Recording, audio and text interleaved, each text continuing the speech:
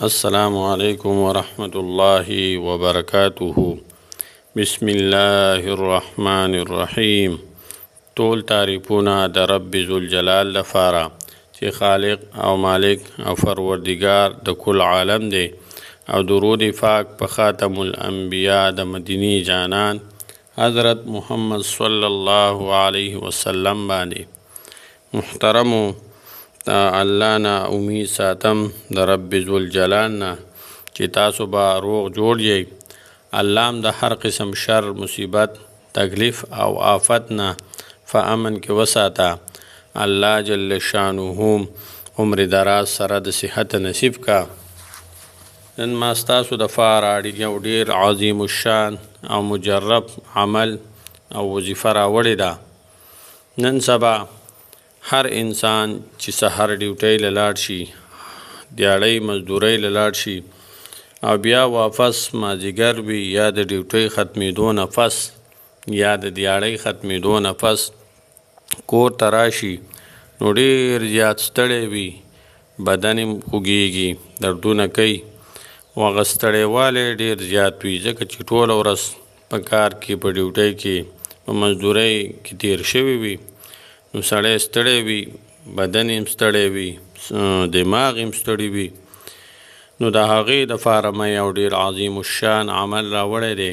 ډېره مجربه او ډېره ښایسته وظیفه مې راوړې ده، او دا داسې وظیفه ده چې دا ازمایلی شوې وظیفه ده. نو د دې په کولو سره به هغه ستړیوالی، تکاوټ، ذهني ستړیوالی چې کوم وي، هغه ټول به الله جل شانه د دې وظیفې په برکت سره ختموي. هغه وظیفه څنګه ده او څومره یعنی ترتیب یې څرنګه دی او څومره پیرې کول پکار دي، څومره ځله ویل پکار دي. یعنی دا کم وظیفه ده، یعنی دا کم چې تسبیحات فاطمي ورته ویل کېږي، د فرض مون نه پس یې موږ وایو، یعنی سبحان الله، الحمدلله او الله اکبر.